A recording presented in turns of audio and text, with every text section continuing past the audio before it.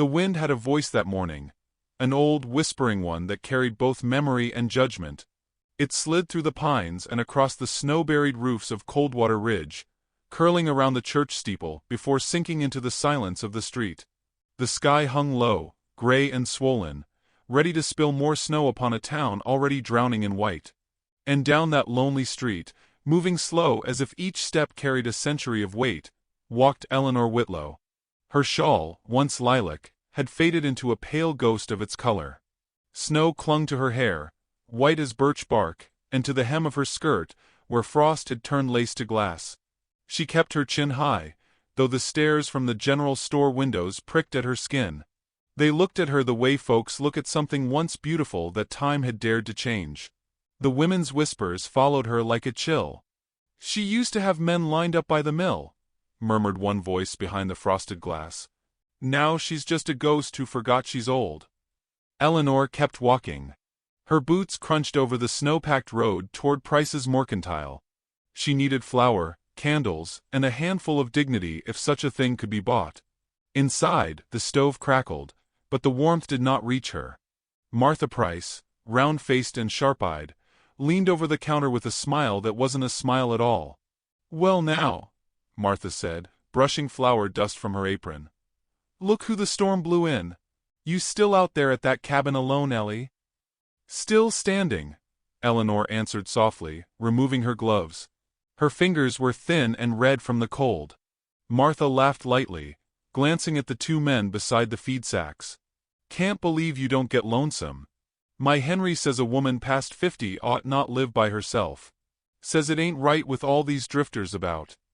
Eleanor met her eyes. "Your Henry says a lot of things. I suppose it helps him forget the truth." The men chuckled under their breath. Martha's smile cracked. "Truth is, Ellie, no one's knocking at your door. Best accept that." Eleanor laid her coins on the counter. Small, dull circles of effort and endurance. "I'm not waiting for anyone to knock." When she left, the wind caught her skirt like a memory unwilling to die. Behind her, laughter rippled, small and mean. She walked past the church, where a bell tolled softly for a wedding. A girl of 18 in white stood beneath the porch with her groom, a blacksmith's boy with coal-smudged hands. They laughed, radiant and new. Eleanor stopped, unseen, for just a heartbeat. The laughter touched her chest like a bruise. Then she turned toward the woods. Her cabin waited at the edge of the frozen creek, a slant-roof thing built from the bones of her husband's old dreams. The smoke from its chimney was thin, like breath fading from the world. She opened the door and stepped inside. The air smelled of pine smoke and loneliness. She set down her bag, brushed snow from her shoulders, and poured a cup of cold tea from last night. The stove hummed quietly. Eleanor sat near the fire and untied her shawl, staring at the flames as if they might tell her she still belonged somewhere. The silence around her was heavy, the kind that fills a life when there's no one left to call your name. She touched the wedding band still on her finger, faded gold, worn smooth, and whispered into the empty room. "If you were here, James, you'd tell me not to mind them." Outside, the wind rose. It howled against the walls like a stray dog begging for shelter. Snow pressed against the windows, dimming the last of the light. Then, through the sound of the storm, came something else. A shout. A man's voice, far off and broken by the wind. Another shout followed, rougher, crueler. Then laughter. Eleanor stood, heart beating fast. Through the window, shapes flickered. A group of riders near the creek, their torches bright against the white. She couldn't hear the words, but the tone was clear. Mockery. One of the riders dismounted and kicked at something on the ground. The others laughed louder. Then a dark figure stumbled up, towering but unsteady, before falling face first into the snow. The riders turned their horses and vanished into the blizzard. Silence swallowed the night again. Eleanor's breath fogged the glass as she stared. The man lay motionless, his body half buried by drift. Fear prickled through her. Fear and something older, something that came from the same place as compassion. She pulled on her coat, lit a lantern, and stepped into the storm. The wind nearly tore it from her hand. When she reached him, the lantern light revealed what her heart already knew. Not a white man, but Apache. His skin bronze against the snow, hair black and tangled, a streak of blood frozen along his shoulder. His chest rose weakly, slow but alive. He was barefoot. She hesitated, glancing toward town, knowing what they'd say if they saw. Then she whispered, "To hell with them," and bent down. It took all her strength to drag him across the yard and through her door. His weight was solid, heavy as guilt, but she managed to lay him near the fire. His eyes fluttered open, dark, calm, and unreadable. "You're safe," she said, breathless. "You're hurt."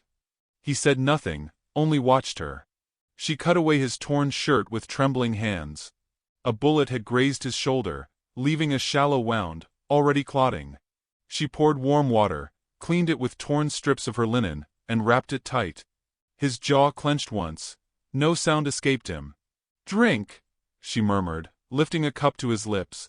He obeyed, slow and cautious, eyes still on her face. "Name?" she asked. He looked toward the window where snow pressed thick as cotton. "Talon," he said at last, his voice low, gravelly, beautiful. She nodded. "I'm Eleanor."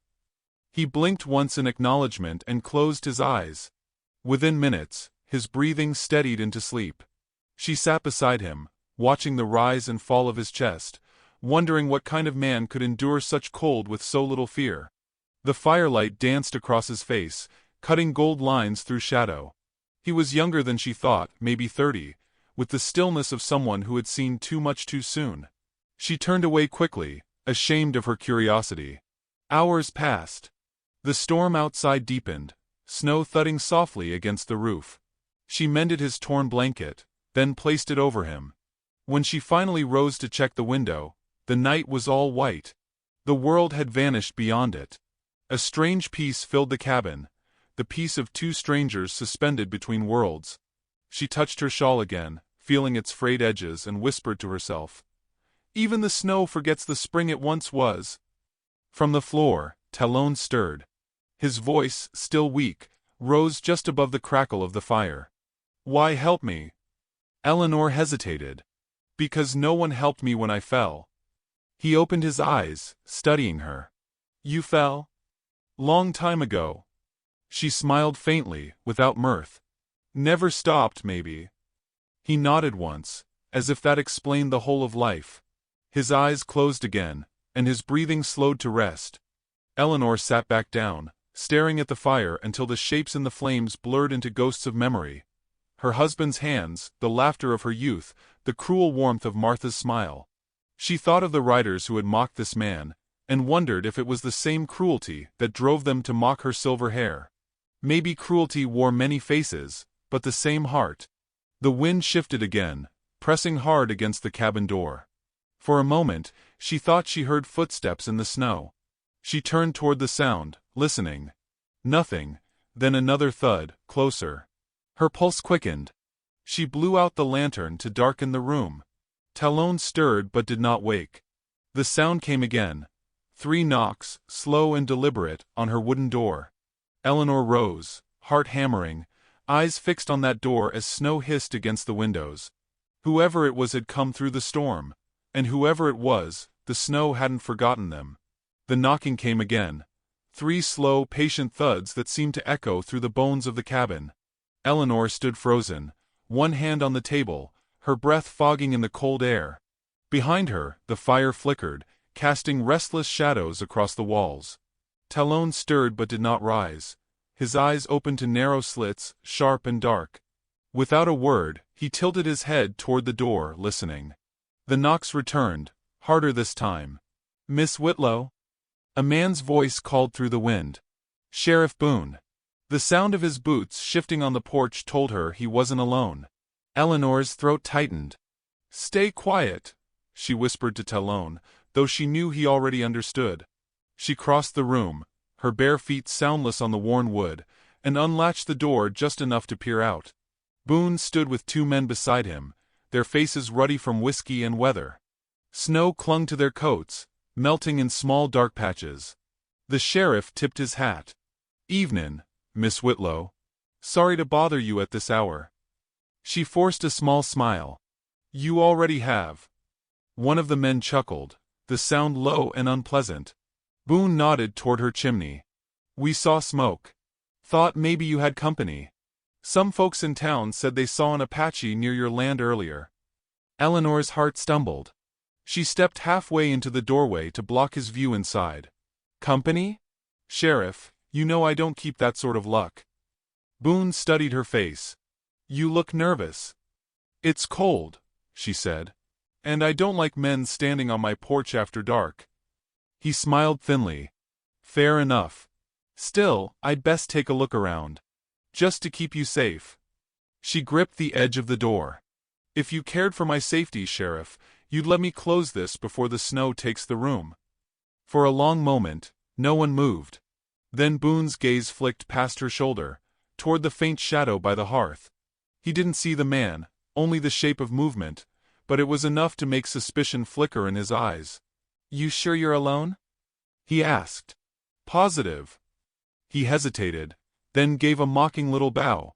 All right then. You be careful, Miss Whitlow. Never know who's sneaking around these parts. The men turned and trudged into the storm. She waited until their shapes vanished in the white before shutting the door and dropping the latch. Only then did her knees weaken. She leaned against the door, shaking, listening to the pounding of her own heart. Talon rose slowly from the floor, silent as a mountain's shadow. They will come again, he said. I know. She tried to steady her voice. You should leave before they do. He shook his head once. Snow too deep. Tracks stay long. His words, simple and calm, felt like stones of truth she could not argue. She looked at him properly for the first time. His height, the width of his shoulders, the calm in his gaze that carried both danger and peace. There was something disquieting about it, something that stirred both fear and comfort. He took a step closer. You saved me. That makes danger yours too. Eleanor glanced away. You make it sound like a debt. It is. That night, she hardly slept. The wind clawed at the shutters. From the hearth came the steady crack of wood, and from the corner, the steady rhythm of his breathing.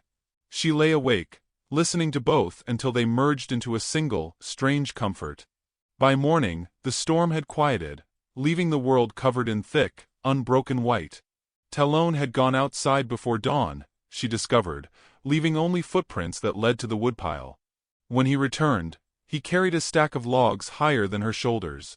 Snow dusted his hair and chest. He set the wood beside the door without a word, and went to fix the hinge that had hung crooked for years. You don't need to do that, she said quietly. He looked up at her. I do what I can where I am. Something in his tone softened the air. She poured coffee and set a cup near him. He drank without thanks, as though the act itself was sacred. The firelight flickered across his scars, one at his collarbone, another along his ribs. She found herself wondering where each had come from, what stories they told that words never could. By afternoon, the town's voices returned, not in person but in echo. 2 riders passed by the fence, talking loud enough for her to hear. Saw tracks. Big ones. Probably him, one said. Reckon the widow's hiding him, said the other. Wouldn't surprise me. She's always been strange. Laughter followed, cruel and bright against the quiet snow. Eleanor closed the curtain and turned away. They think you're still here, she murmured. Talon was by the fire, sharpening his knife with slow, deliberate strokes. Then they'll come again. Fear prickled her skin. They'll think we... She stopped, unable to say it. He looked up, reading her silence with unflinching calm. Then let them. Let them. He stood, crossed the small space between them, and reached for her shawl. She flinched at first, then stilled as he adjusted it around her shoulders.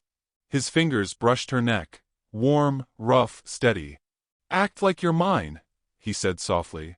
No one will touch you then. Her breath caught. Why would you? They fear what they don't understand, he said. If they think I claim you, they stay away. The words hung between them like fire and frost. She could feel her pulse in her wrists. And what if I don't want protection? She whispered. He almost smiled. Then I owe you more. That night when the fire burned low, She sat by the window, her reflection shimmering in the frost.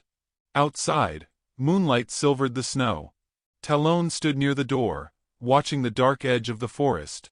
He seemed carved from the same stone as the world itself, something ancient and enduring. Eleanor broke the silence first. "You speak like someone who's lost too much." He didn't turn. "Only things I couldn't keep." She studied him. "And me?" "You kept yourself." She wanted to laugh or cry or say something to fill the aching space between them, but before she could, a faint sound reached through the quiet, a howl in the distance, followed by the rhythmic thud of hooves on hard snow. Talon's head lifted.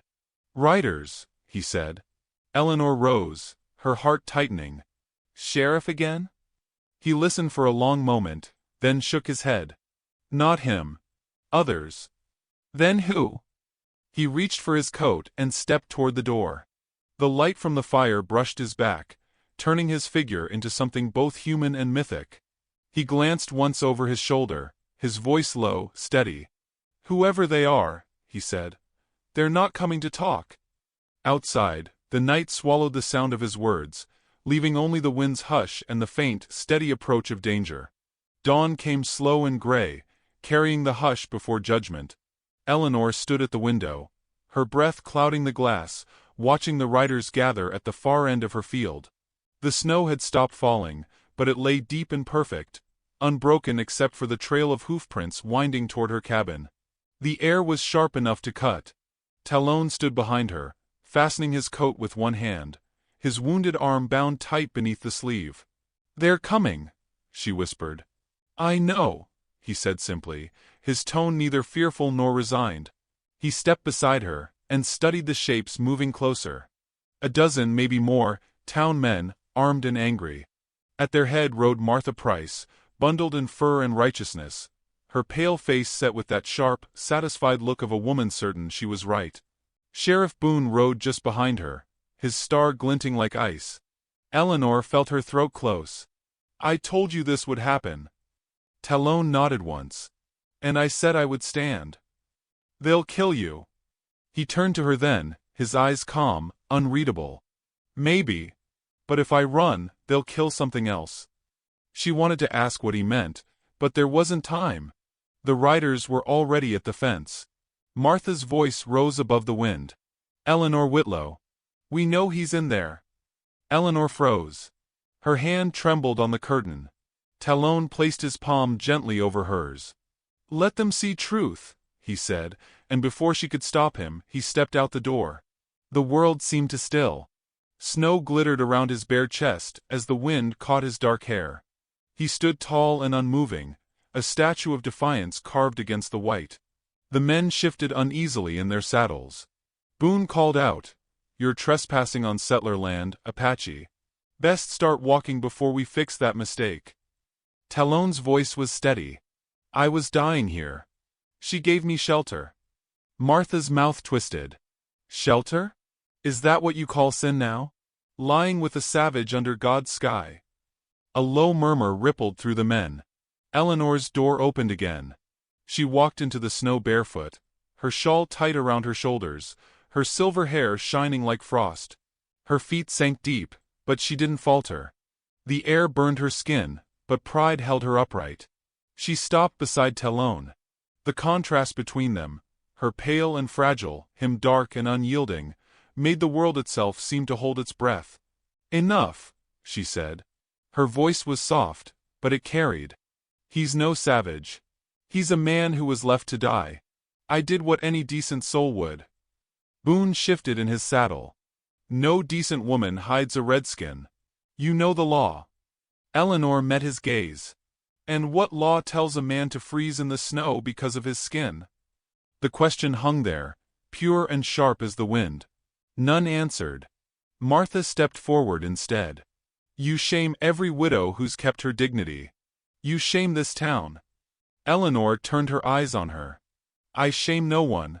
I lived half my life for others' approval. All it gave me was silence." She lifted her chin. "I won't bow to it again." The men stirred. Boone's face hardened. "That's enough," he said. "We'll take him in. Step aside, Eleanor." Talon's voice rumbled low. I owe her my life. You'll have to take that too. Boone sneered. Then you'll hang together. The wind rose suddenly, flinging snow through the air like shards of glass. Talon didn't move. Neither did Eleanor. The storm began to thicken, blurring the outlines of the mob. For a moment, it looked as if the land itself wanted to swallow the cruelty whole. Boone raised his hand to signal his men, but one of them hesitated. It was old Samuel, the storekeeper. His weathered face looked almost sorrowful. Boone, he said quietly, let it be. Ain't right this. Martha glared at him. You'd side with them? He shrugged. She's done no harm. The man's done no harm. We all got ghosts. Maybe she's just tired of being one. Boone cursed under his breath. You're soft. Samuel nodded. Better soft than rotten. Something in those words unsettled the men. Their anger wavered, uneasy under the weight of its own reflection. Boone saw it and ground his teeth. He dismounted, snow crunching beneath his boots, and stepped toward Eleanor. She didn't back away. If you touch him, she said quietly, you'll never find peace again. You'll see this moment in every storm until you die. For a heartbeat, Boone stopped. His hand twitched at his holster, but he didn't draw. Around them, the wind screamed louder, whipping his coat against his legs. Then Martha's voice cut through the storm. She's bewitched him. Look at her, white hair, devil's mercy. End it before it spreads. Boone hesitated, torn between pride and fear. He spat into the snow. You've got till sundown to send him away, he said finally. After that, I'll come back with more men. He turned and mounted his horse. The others followed, some glancing back with shame, others with hunger for spectacle. When they were gone, silence fell again. The storm slowed, its fury spent. Talon turned toward Eleanor. You stood with me, he said quietly. She was trembling now that the danger had passed. I couldn't let them. Her voice broke. He reached out, steadying her shoulder. You could have let them. She looked up at him, snow melting in her lashes. And if I had? He studied her for a long time, then said, Then I'd have died believing no one remembered kindness. They went inside. The fire had nearly gone out, but he rebuilt it with practiced ease. She sat on the floor, her back against the wall, trying to stop her hands from shaking. You shouldn't stay, she whispered. They'll come again. Talon placed another log on the fire. Then I'll meet them again. Why? You owe me nothing now. He turned, his face shadowed by the flame. You gave me shelter. I give it back. She almost smiled at that. Shelter, she repeated softly. It's a strange word for two people with nowhere to go. He said nothing. The crackle of the fire filled the space between them, warm and steady. Outside, the snow lightened into a soft fall, each flake drifting like a thought unspoken. As hours passed, she found herself speaking. Little things at first. About the cabin, about her husband's death, about the way people forget the hands that once helped them. He listened without interruption, his eyes following the flames. When she finished, he said, You are not forgotten.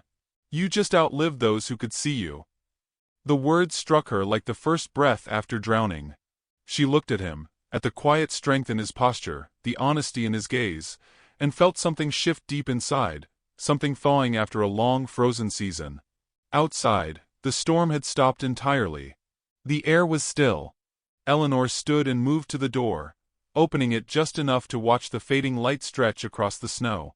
The world looked clean again, untouched by cruelty. Behind her, Talon rose. You will leave if they come again? He asked. She shook her head slowly. No. Not this time. He studied her profile, the silver hair haloed by the last light. Then I'll stay. The decision hung in the air, unspoken yet complete. As night fell, Eleanor lit a single candle and set it on the window ledge. Its glow spilled faintly onto the snow, a defiant mark of life in the endless white. She stood beside it, her reflection mingling with the dark beyond. Talon watched from the hearth, his shadow large against the wall. He looked out the window once, then back to her. They will talk, he said. They always do, she answered, and for the first time, her voice carried no shame. The wind rose again, gentle this time, almost kind.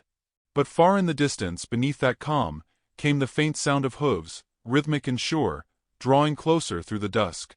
The night cracked open with thunder, not from the sky, but from the pounding of fists on the door. Eleanor's candle shuddered in its glass as she turned. The snow outside had turned to a pale storm again, whirling like ghosts around the cabin. Talon rose from the hearth, his shadow stretching across the wall. The air between them felt alive, humming with the unspoken certainty that the peace they'd borrowed had come to an end. Boone's voice roared through the wind. Eleanor Whitlow, step aside, or we'll burn this place down. Eleanor's hands trembled, not with fear but fury. Talon reached for the rifle leaning near the door, but she caught his arm. No blood, she whispered. Not for me. He looked down at her, those steady eyes, dark and unreadable. If not for you, then for what's right. Outside, the sound of boots crunched closer. Snow fell from the roof like powder shaken from the heavens. Eleanor glanced at the fire, then back at him. You saved my life when you stayed, she said softly. Let me save yours now. Before he could answer, the door burst inward. The wind hurled itself into the cabin, scattering embers across the floor. Boone and two men stepped in, their guns drawn, faces red with cold and whiskey. Behind them, torches hissed in the storm. Boone's eyes swept over Talon's height, then cut to Eleanor. I warned you. You think being old and pitted makes you untouchable. She straightened, her voice low and steady. I think it makes me free. He sneered. You're filth, both of you. He raised his revolver. The report came loud and sudden. Fire, smoke, and thunder. Talon grunted, stumbling back as the bullet tore through his arm. Eleanor's scream filled the cabin. Boone stepped forward. Get out of the way, Ellie. She moved in front of Talon. No. He stared at her, disbelieving, the gun wavering. The torchlight flickered across her face, carving the silver of her hair into fire. You'll hang for this, Boone said. Then I'll hang standing beside him, she said. Her voice was calm, every word precise as stone. For a heartbeat, Boone faltered. The other men shifted, uneasy. Talon's breath came ragged, but his gaze burned steady through the haze. The storm outside moaned, pressing its white face to the windows. Then Eleanor reached down, snatched Boone's dropped pistol from the floor, and pointed it straight at him. Her hands were steady now. The cold had burned all fear away. Leave, she said quietly, before I show you how old women die. The words cut deeper than any bullet. Boone blinked, caught between pride and disbelief. He tried to laugh, but it came out thin. You wouldn't. Eleanor cocked the hammer. Try me. Something in her eyes made him believe. He backed up, gesturing to the others. Outside, he barked. Now. The men hesitated, then followed him into the storm. The wind devoured their curses. Eleanor stood motionless until their footsteps vanished into the snow. Then she dropped the gun and rushed to Talon. He had sunk to one knee, blood seeping through his sleeve. She pressed a rag to the wound, her hands slick and shaking. You're not dying here, she whispered fiercely. Not in this cold, not in this town. He caught her wrist, his voice hoarse. You are fire, he murmured. You burn in winter. Her throat ached with tears she wouldn't allow. Be quiet and let me fix you. When the bleeding slowed, she stoked the fire until it glowed deep in gold. He sat near it, exhaustion softening his face, while she washed the blood from her hands. The storm began to ease, its rage spent. Outside, dawn hinted faintly at the horizon, gray brushing against white. They'll come back, she said finally, her voice hollow. Then we'll stand again, he answered. You make it sound so simple. He turned to her, the firelight painting his cheekbones in bronze. Life is simple when you stop running from truth. She looked at him a long time, then whispered, And what's truth? That you don't need anyone's mercy anymore. His words broke something open in her, something buried under years of shame and silence. She exhaled, trembling, and felt the weight slip from her shoulders like old snow melting in the sun. By morning, the storm had quieted to peace. The cabin stood alone in the white world, chimney smoking like a slow heartbeat. Eleanor stepped outside, her shawl drawn tight, the cold biting her cheeks. The air smelled clean, reborn. She looked toward town. No riders. No smoke of vengeance. Just stillness. The silence itself seemed to bow to her, recognizing what had changed. Behind her, Talon emerged. His arm was bound, but his strength had returned. He carried wood to the porch, splitting it in smooth, steady swings. The rhythm echoed across the valley. Each strike felt like a declaration, alive, unbroken. From the far ridge, old Samuel appeared on horseback. He dismounted, hat in hand, eyes wide with something like respect. "Boone's gone," he said quietly. "Took his shame and left.